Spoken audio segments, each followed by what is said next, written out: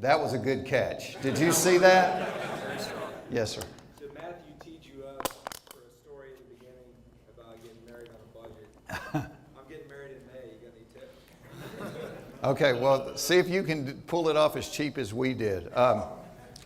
When I won the contest at the Punchline, the prize for it was two tickets to New York, airline tickets, to perform at Catch a Rising Star.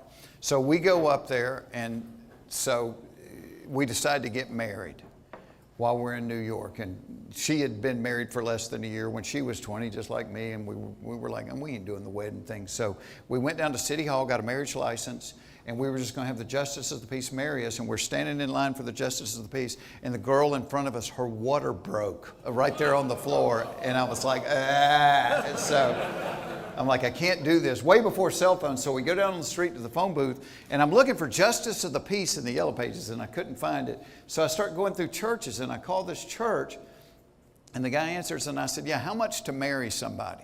He said, $300. I said, dude, we don't have $300. I said, why is it so much? He said, well, it's $100 for me and it's $200 for the chapel.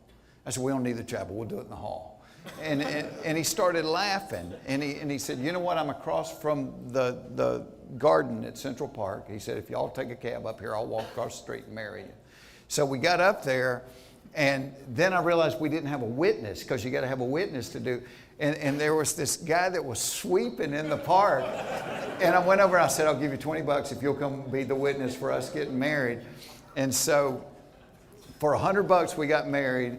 And we have two wedding photos. They're both Polaroids. And it's me, the minister, my wife, and Andre with his arm around my wife and a broom in the other hand.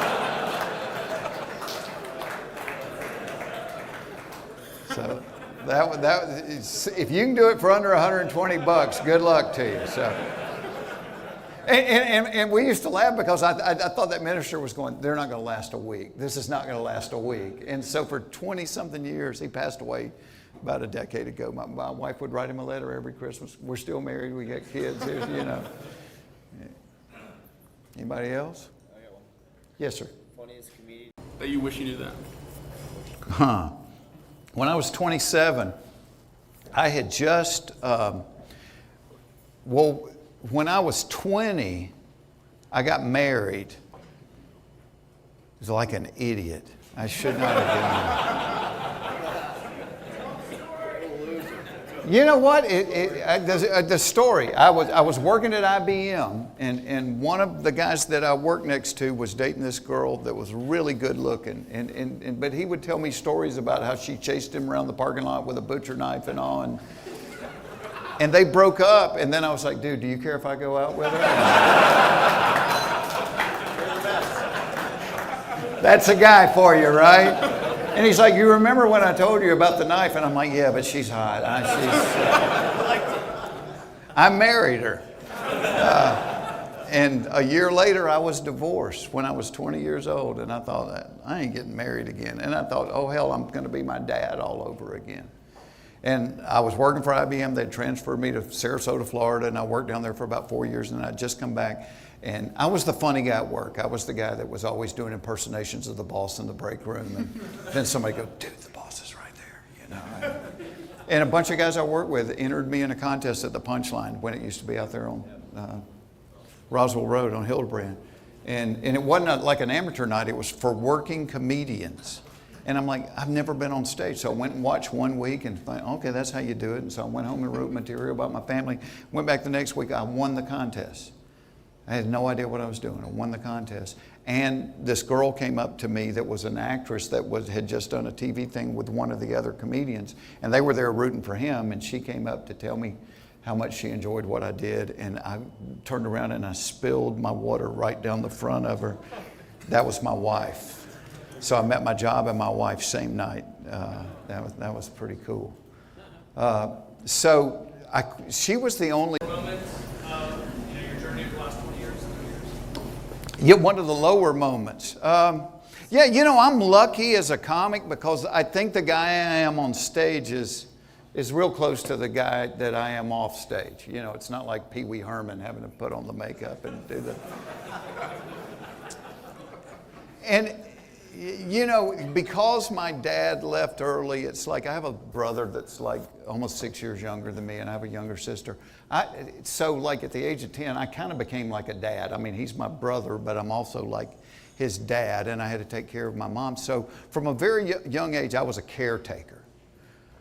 And I always did my business, and it's show business. Everybody likes the show part of it, but like when you're on the road doing comedy clubs, they put you up in a hotel or a comedy condo, and so most of the guys that I worked with were getting drunk or high every night and chasing waitresses, and that's what they did. And there was a lot of funny people that went by the wayside, but I would go back and I would write, and I would, it's like, okay, I got to do if I'm going to get good at this, I got to do the business.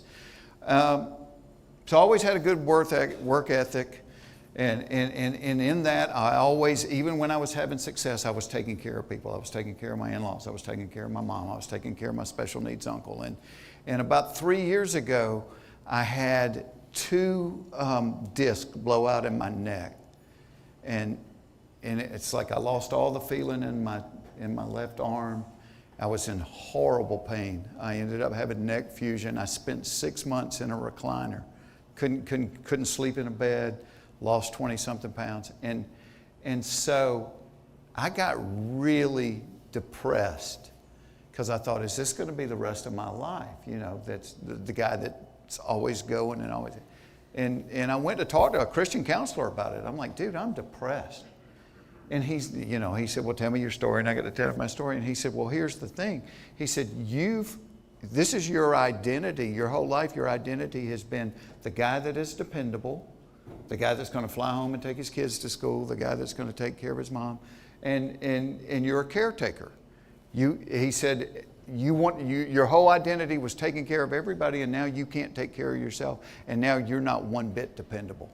Because my wife would say at noon, hey, can we go to dinner with so-and-so? And I said, sure. And by 4 o'clock that afternoon, my arm, I'm in tons of pain, and I'm like, I can't leave the house, I can't go. So I was totally undependable. And so it really, for me, in that low, I don't want to go through that again, because I don't know if anybody's been through like serious pain. It sucks. It'll make you crazy. But spiritually, it was like one of the coolest, because it was almost like God going, look, you've created, again, this identity, this outer image, that's who you think you are, the caretaker and the dependable guy, but you're not.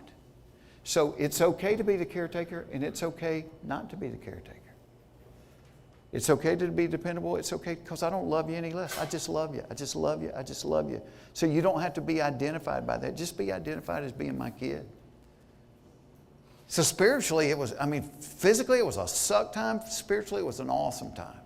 Because it was kind of like redefining who I was. I talked too long, didn't I? I apologize.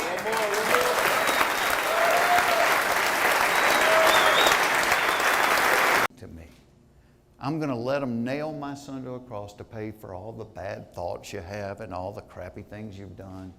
I'm going to pay for you right here with this because I am about justice. That's who I am. And so when I think about the day that I got to stand before God one day and they start rolling down the story of the hottie driving past my rear view mirror, it's like, did you look at her in the side view mirror? Yes, I did. My defense attorney stands up with a hole in his hand and go, I already paid for that. Every charge they read against me, I already paid for that. And you talk about free. See, that's where Christianity starts smelling like perfume. When it's not based upon my performance, it's based upon a dad that loves me so much that he's already paid for me that way. And it's wisdom. And he knew we couldn't follow all the rules, which was why he had to give us a Savior. And that's where Jesus comes into the story. Is God going, hey, I know you can't do this. No matter how much you want to try to do it. And man, that's the cry of my heart. I want to try to do it, and then I'll be driving through my neighborhood and some hottie comes jogging the other way, and I'm looking in the side view mirror going, crap, I don't want to be like that, but I am. And he goes, I know you are. I made you. And I still love you. But you do need a Savior. And so, and that's what the whole Jesus thing is about. It is because as guys, we all want to be significant. Man, that's the thing that drives us. We want to be significant with our buddies. We want to be significant in our little circles, significant to our wives and to our kids. That's what we want. We're guys. We got to have that pat on the back all the time. And in Jesus, God said, hey, you're not just worth something to me. You're worth everything. Real important, and I would tell you guys this, one of the coolest things that happened to me, and I used to poo-poo it and I thought it was a bad idea, because it's real cool in a big group like this, but I got involved when I moved back to Atlanta in 1997 in a small group. And it was just, it's life-changing, guys. Find a group, 10 guys you like. 10 guys, and I've been in the same small group. We meet on Thursday morning in a barbecue, back of a barbecue joint. We have breakfast. But we've been meeting there for 20 years. So we've raised each other's kids. We've buried each other's parents. We've gone to each other's kids' weddings. We've done life together. But the cool thing is, in that way to be authentic is, you know, somebody might have prepared a lesson on a Bible verse, and then a guy walks in and he's like, man, my son's driving me crazy. It's like, all right, let's close the lesson. Let's talk about this.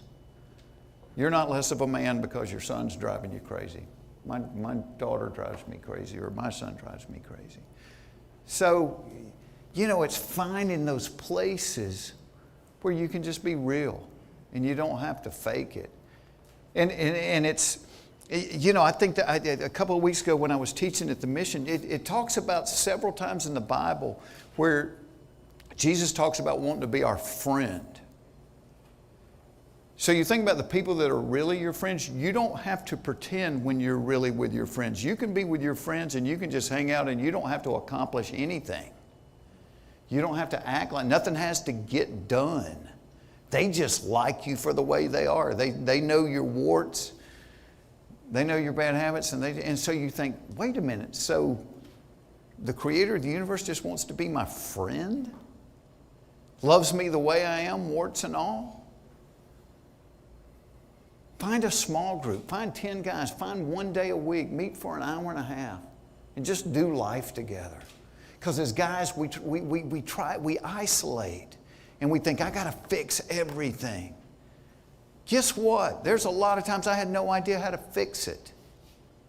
I didn't know how to fix it. I didn't know how to fix dealing with, you know, having a father-in-law that was sick and had no money. And I'm like out here busting my hump trying to feed my family, and now I've got to take care of somebody else's. That's what a small group is don't do life by yourself. We weren't intended to do life by ourselves. I was reading a study the other day. They were saying people that smoke and drink but have a group of friends live longer than people that don't smoke, don't drink, and run 10 miles a day that are isolated. We need it, man. We need other people around us. Yes, sir. You're too close. You know, you're like right there. And you would never sit there in a comedy club. That's like the vulnerable spot. So where were you in life when you were 27? And what do you know now